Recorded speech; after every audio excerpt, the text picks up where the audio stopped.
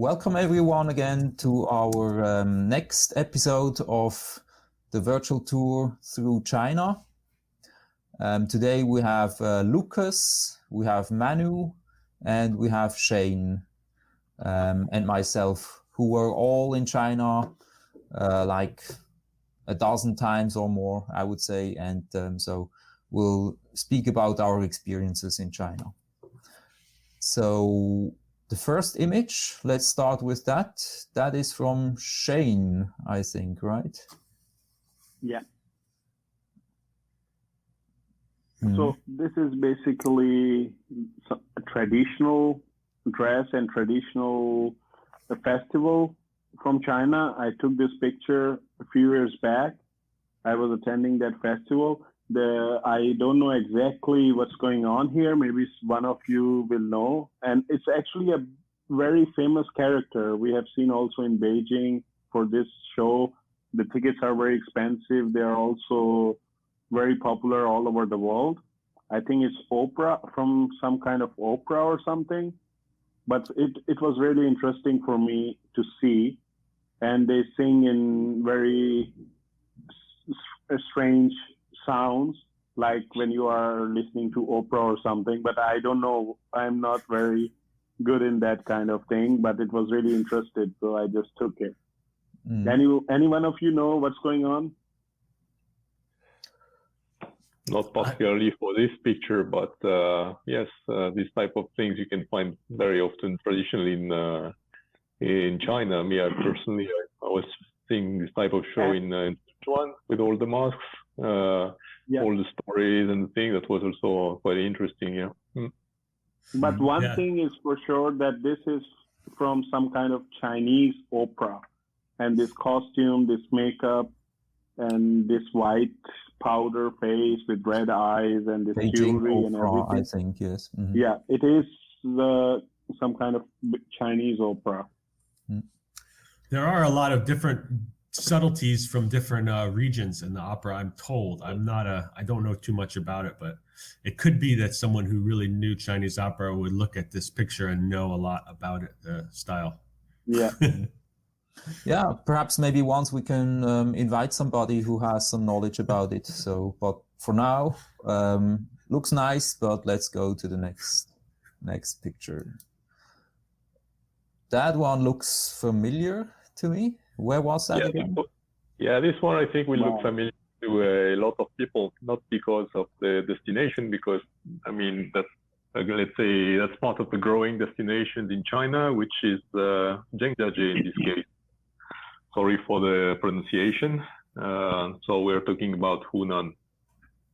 These are the. Where is Hunan? Hunan is in the middle of China somewhere, right? It's the middle west, but let's say middle here. These are the parts which are this is a national park, which is said to have given the inspiration for Avatar. So all these flying mountains that you can see everywhere in the movie. This national park is where you see all these very thin, tall peaks everywhere around. So this is quite a Zhengjiajie, it's the city which is just south of it. This is something which is quite new. I mean, the park itself is old, of course, but let's say the infrastructure for Chinese and foreigners, there are very few foreigners there. A bit more now because of the movie, but there are very few foreigners going there yet. And the park is quite large. You can spend several days there. You can access it from the city. It's quite easy. You get this the Tian Gate, the other picture which normally you always see with this big rock with the giant hole in the middle, with the big stairs which are super steep getting there. This is all the same. This is all the same park, and it's quite large, so you can access it from different areas. But let's say that what brought it, at least to the west, because China is probably different. But let's say what brought it to the fame in the west is because of Avatar, and that's what normally people recognize when they see this very thin, tall rocks, because but that looks like the thing there. So sometimes people always talk about the thing you see in Guilin, a bit similar style, but here it's really the one from Zhengzhajie. Again, sorry for the pronunciation. Mm-hmm. Wow, it's amazing. I would like to go there also one day. Yeah. Yeah. The other thing which the other nice thing in the area is that Hunan is one of the other, say with Sichuan, that's one of the two big families of spicy food in China, the spicy cuisine in China, and that's really one of the places where I really learned spicy food. Before going to China, honestly, as a good West European guy, I didn't know anything about chili and spicy food in general, cuisine. Normally, the first reflex was always about, hey, it's too hot, you can't feel anything, and blah, blah, blah.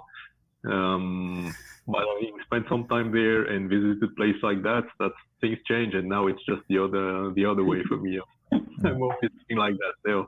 So it's really a nice destination. So yeah, they are finishing. I mean, when I went there, when was it? 3-4 years ago. So I was actually back from China at that time, and they were still building the infrastructure for it. So many places around the park, they were still building things, but everything goes very quickly in China. So I'm pretty sure that if you go today, that will already be different. Maybe there's already a high-speed train stop now. Who knows, right? Not for sure, but if you go to Zhengzhajie, you can probably get the high-speed train when they're by plane. But I'm sure I'm sure you can at least not be very far from it. But Hunan, from that point of view, it's one of these. When you're used to the big cities in China, you always go to these places and you can forget that. You will still find big cities, but let's say you're in nature there, so you get completely different landscapes. And this is one of the things that people have in mind without eventually knowing that it's there in China. Cool, yeah. So this is a picture that I made in Shenzhen. I remember I went to the large library in Shenzhen, or at least one of the large libraries there. And there was also a stand for this education school, and it's called Code Mao. So Mao, not as in Chairman Mao, I would say, but as in Mao as a cat. So it's the software coding cat, basically. And this is basically an after school private course or so that kids can do to learn software coding. I have another picture of that later. We can discuss it later. So on to the next picture. I really thought that's really cool, and I felt so backwards that we don't have it here. I mean, the name is cool, and then there is a cute cat right in front of us. Yeah. It has to be cute, of course. Yes, it has to be cute. So this is a picture from Lukas. Yes. This is a climbing gym in city of Hefei. I went to a little bit.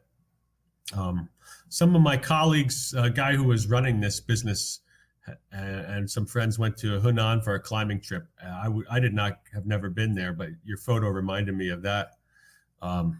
It's not a lot of climbing in China. It's just not that developed, but there's some rock and people are starting to develop it. It's a lot of fun to climb with some of these guys. They pushed me a lot because I was a foreigner, and that was good. I need it. This infrastructure, so all outdoor stuff like climbing and things, yes, it's not very, let's say, developed from now, but it's like skiing or this type of stuff. But it's coming because all these activities with the development of the middle class in China, all these type of activities, people are looking for them. So when I was in Shanghai, it was exactly the same. You had these walls like that, climbing walls. I've never been myself. I didn't want to, but north of it, there is also a place where you can try indoor skiing. I mean, these are all these things are developing quite fast there. Is it a bottle of something in the foreground there? Yeah, that was just a large. I believe that was it's like a large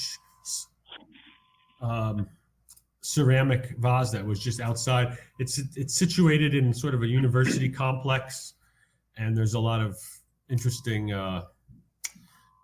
It's not what you were drinking. Yeah, I don't think it's a drink. No. Maybe it bites you inside of it. It's hard to tell from this picture, though, isn't it? Yeah. And I would say around, it's not so long ago, but maybe just around 15 years ago in China, I remember, if I remember it correctly, that sports wasn't a thing. People just didn't do sports.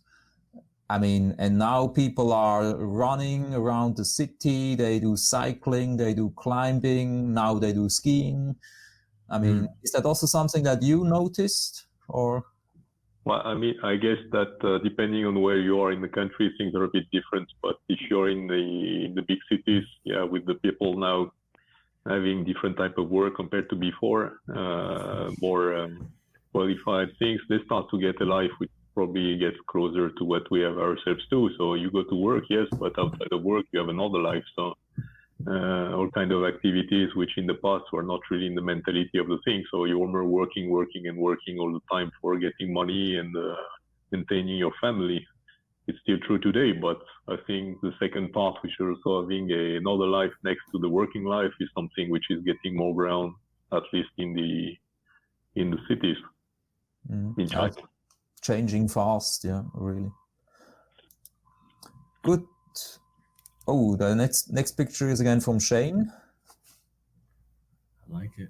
Yeah, this was a backstage meeting with a person who was performing at the show for a Chinese opera, and I'm in the middle with my traditional dress. It's from Pakistan with a special kind of hat, and yeah. So it's the same person from the first picture. And so do you think in China they are interested in foreign cultures? Like, were they interested to know more about your culture? I mean, not only interested, they love foreign cultures. They love foreigners, especially, at least in my experience. And that's why you see even in Switzerland, when you go to Zurich airport or the most expensive brands in Switzerland or all over the world, you will see now description is always in Mandarin also, because Chinese spend a lot of money, a lot of time for foreign culture, foreign brands, foreign languages, everything. They love it because the time they get to know the outside world from China, they are into it, yeah. I was in many festivals and different kinds of festivals, yeah. Nice. Good. I'm hungry. Who else? Yeah, well, this is. I am too now. Yeah, I didn't think you put this one too in there, but yeah, that's what I was. Bit to follow up what I was saying before. One thing which is good in China, or at least, is the food. This is something which is culturally, I would say, very important in the life of Chinese, in the sense that here, yes, if you take here, everybody likes to go to the restaurants, whatever. I mean, food is always good, of course, but there it's really something which is central, and everybody is always talking about food and looking after food. And from here, when we always talk about Chinese cuisine, it's always a bit difficult because, I mean, there is not one Chinese cuisine. There are plenty of Chinese cuisine.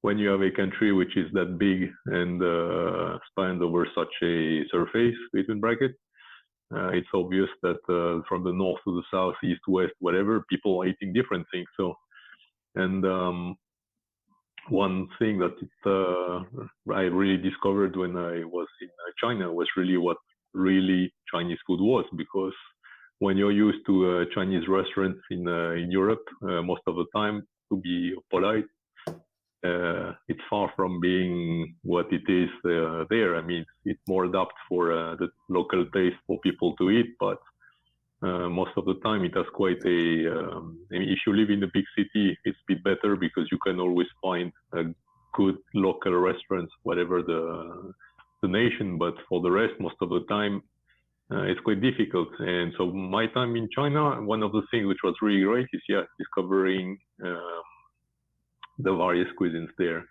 And something which I really enjoyed, rediscovered, because I've never tried that before, but really enjoyed was the spicy food. So this one I think is from Hunan too, but let's say every time I was in Hunan or Sichuan, I was really super happy. So even when I was in Shanghai, like where I used to live, I was always going to this type of restaurants because I really loved that. So that was for breakfast. Huh? No, for breakfast. Yeah, that's the breakfast. That was fun. For breakfast, you start already from the pasta and the chili, just to start a good day, to have a good day. So.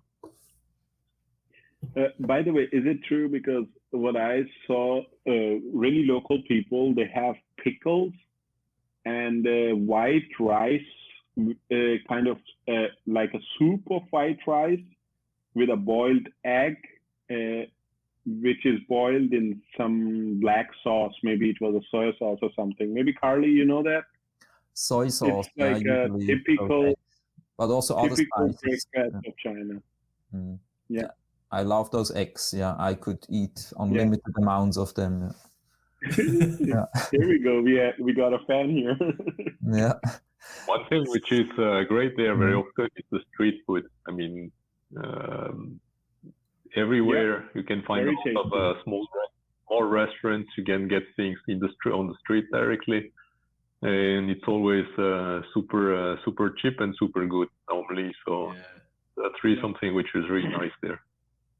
And you can find everything. I mean, the choice in terms of type of food, whether it's vegetable, meat, or fish, or everything, you find a variety of things, which is incredible. So that's really nice. Yeah, I've once heard somebody saying that the most important part of Chinese culture is food. This that may have been a Chinese person speaking. Yes.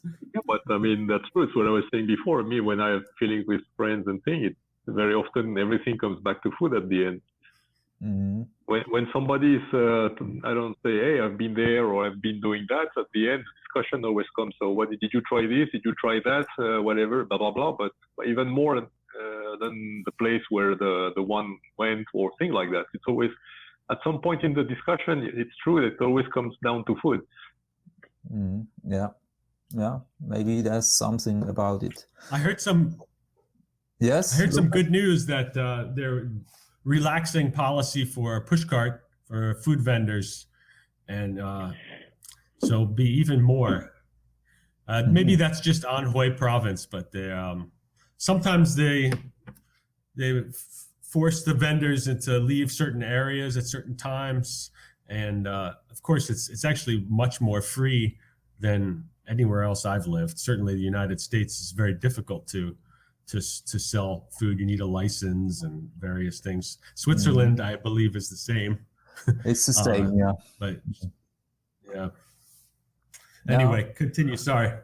No problem. That's good to see. And you know, I mean, of course, some of those street vendors, of course, sometimes the quality you couldn't guarantee, right? The quality. So maybe now that they're back, I'm sure that they have some more controls or so for the quality also. Yeah, buyer beware. Yes. Well, a lot of that's what I mean. Very often, people which are visiting there are quite afraid of that. Between brackets, that they're gonna end up sick in some way because the food there they're not used to it, or hygiene is not the one they're expecting, or this type of things. Honestly, I cannot say I've ever had any problem there. I mean, I think in all my years there, I've been sick only once. Like I could have been sick anywhere else, and I was not the only one that time, so there was really something wrong.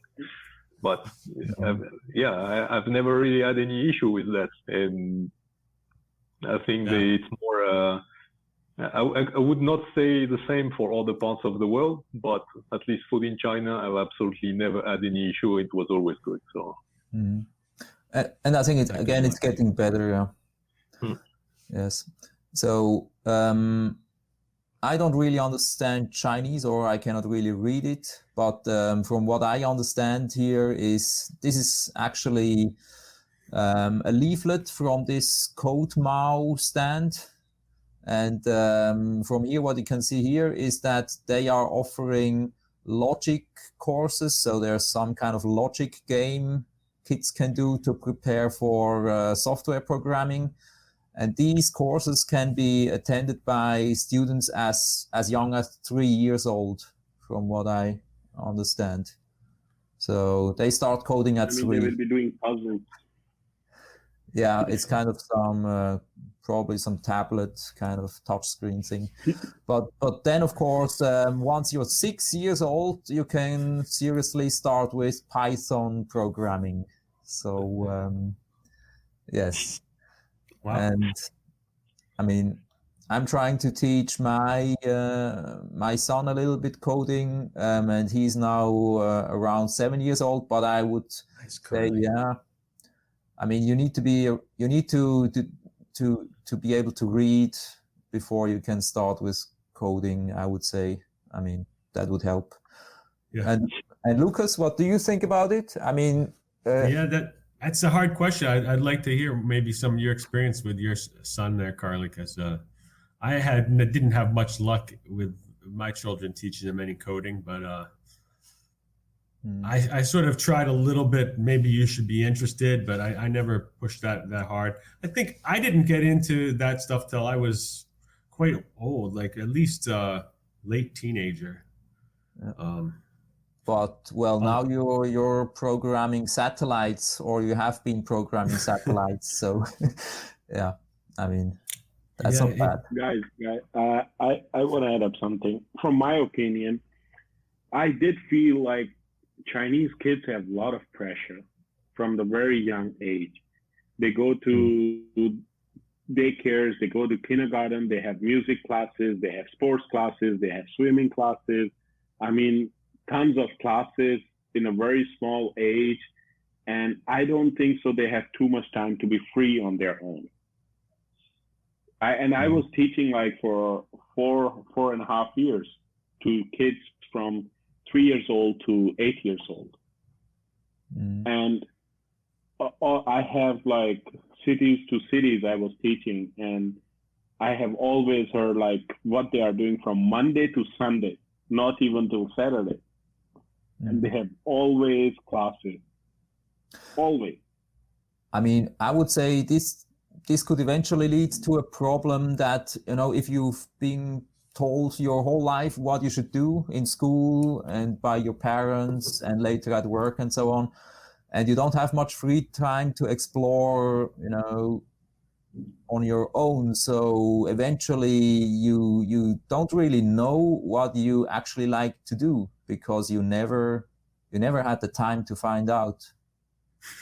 So and they compete hard. The parents compete hard for their kids. I mean, they want their kids to be best. Yes. Lukas, what do you think? I mean, he's right. He's right. They do. Yeah. At least a lot that I met.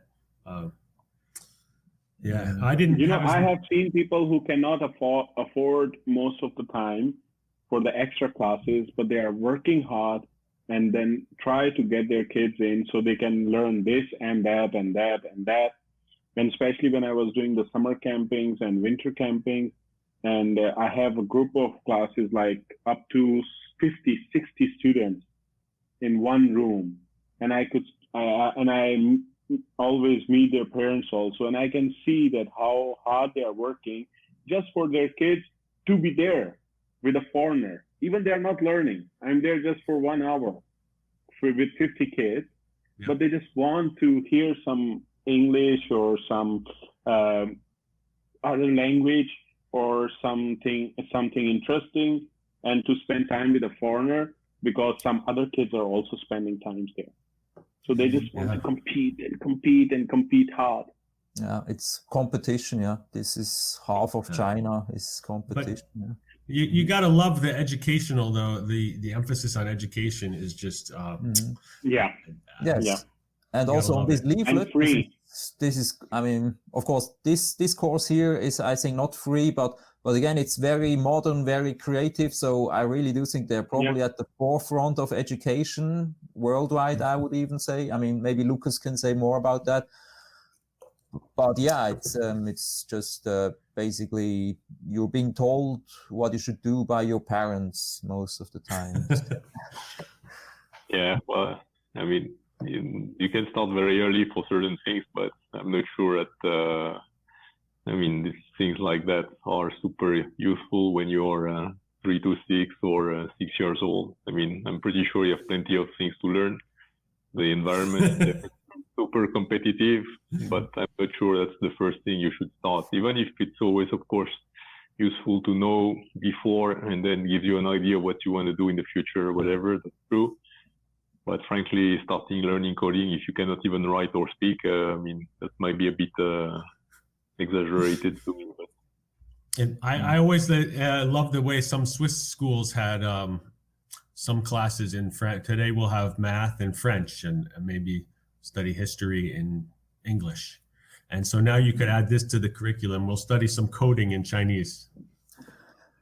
Yeah, but, I mean, just foreign languages. Why I mean, not? Yeah. In China, actually, a kid starts learning English very, very young, actually, today. Yeah, it's true. It's true. Yeah, there's more English speakers in China than in the United States. And I mean, Lukas, I mean, it sounds like... But I think this is nothing to do only with China. It is a factor about all the developing countries. Like, for example, from me, I am from Pakistan, and we have, same like China, the English medium, private, and the local medium studies. And those who are studying in international schools or with English language from the start, from kindergarten or from school, they are considered to be very high priority when they are in the future at the jobs or work or being employed or for anything. But if you are in a local school with a local language, even though you are brilliant, but you will not be as a higher priority like those. So I think this is the factor also coming from the background education system. So I cannot say too much about it, but I think in my experience, it has also to do with the developing and developed countries difference. And I just wanted to say, Lukas, I mean, for what Lukas said, it sounds a little bit like a joke, but I think Swiss schools really lack two things. One is coding and another one is Chinese. So I don't think you should combine both maybe in the beginning, but yeah, you should definitely have a look at it. So yeah, to the next picture.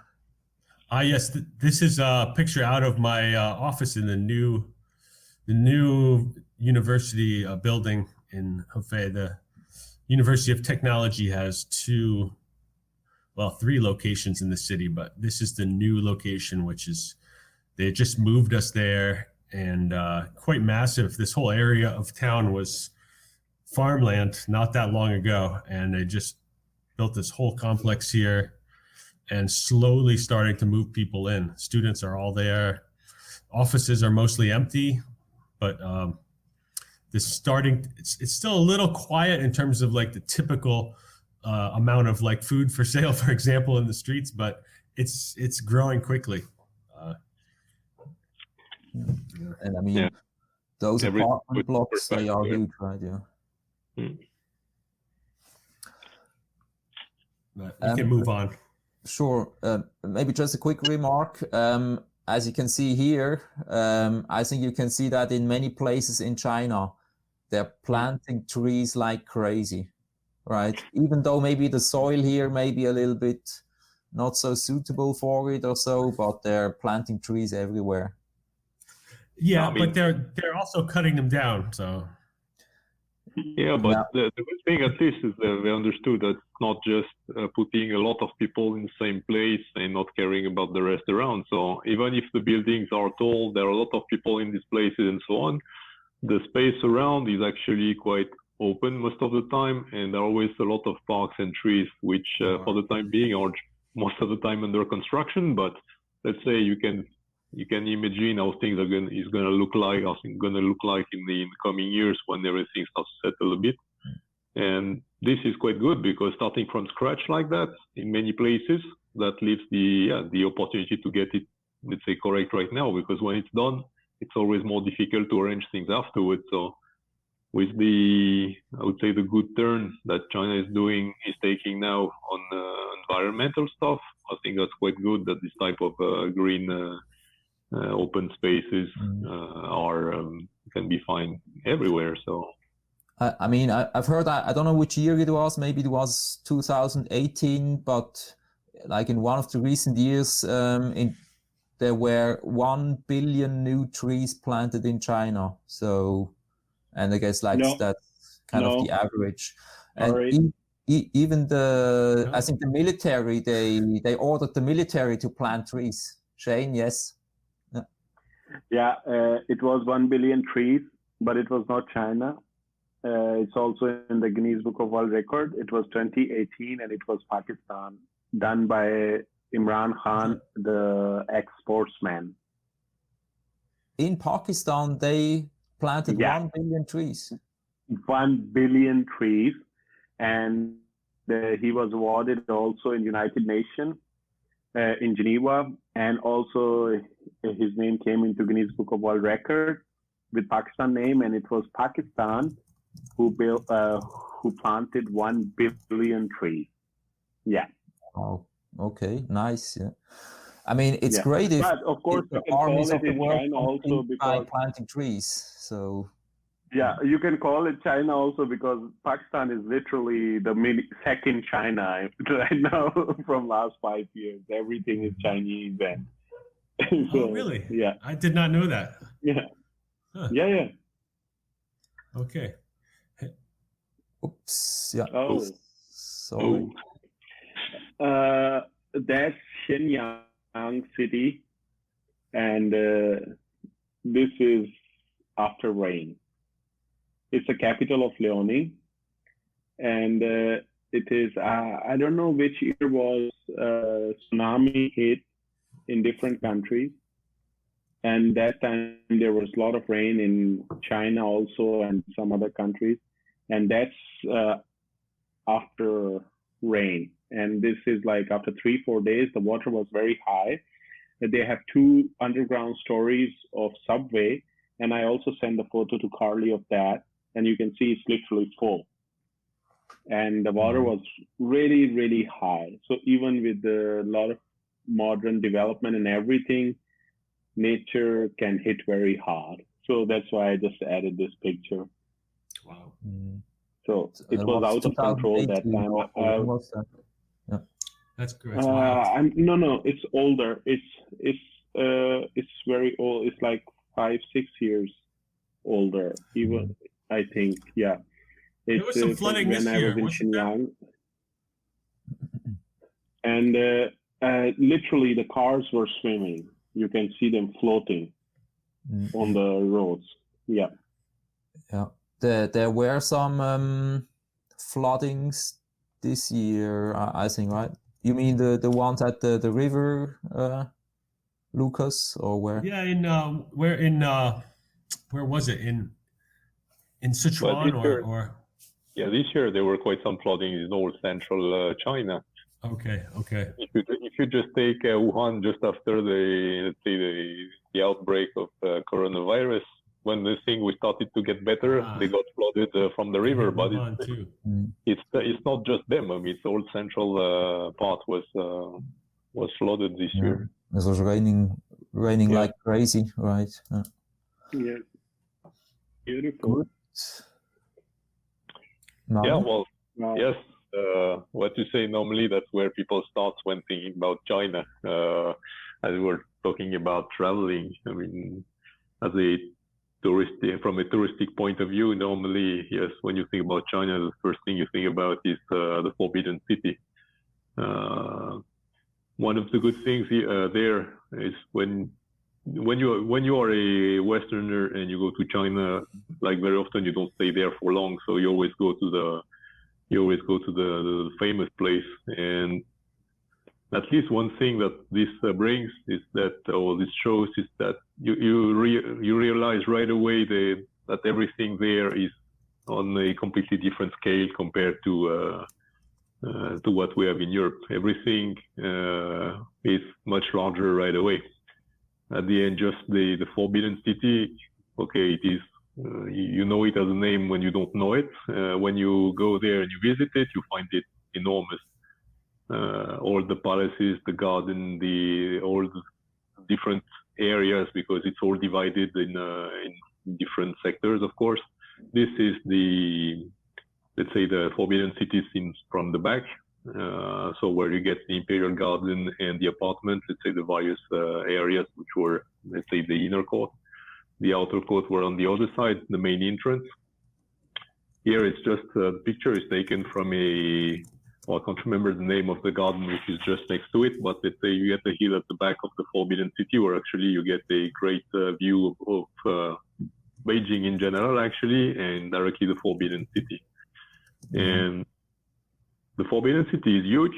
I think it's something about, 750,000 square meters, something like that, something really huge.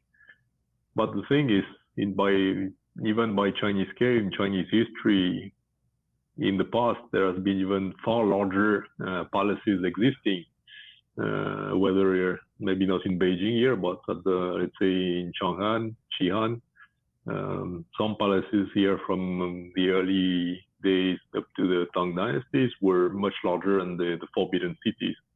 So in China, everything is big. The population, the country, even if you go to the countryside, if I can call it, on the west part of the country, the mountains, the valleys, everything is big. And the Forbidden City is just the first glimpse of that. Yeah, you need several days to see everything there. Yeah. Well, for sure, if you go to Beijing, as it's probably the first place where tourists are going to go, you can stay there for probably a few weeks, and you won't have the time to see everything. But the Forbidden City itself is, I think, if I'm not wrong, the first thing visited by even by Chinese people. It's the first palace in size, but also in numbers of visits here in the world. So. Yeah. All right. So I guess we close this session for today. So thanks again for joining, everyone. And we'll see us in the next episode. So see you next time. See you. 再见. Thank you, everyone.